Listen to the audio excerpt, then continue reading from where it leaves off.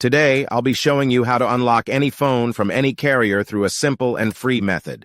This will work for any brand, including Samsung, iPhone, LG, Motorola, Huawei, or any other. If you happen to have a carrier app installed on your phone, unlocking it will be even easier. After following the steps in this video, you won't need an unlock code.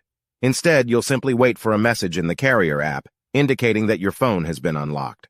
For iPhone users, just connect your device to Wi-Fi, and the unlock should activate.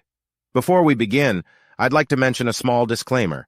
The tool I'm about to show you is 100% legal, safe, and free. This tool will also help you get your phone unlocked, regardless of whether it's currently under an active contract with your service provider. By the way, please be very careful with the spam comments left on this video.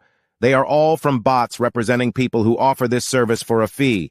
We might be affecting their business since I'm showing you a free method to unlock your phone from carriers.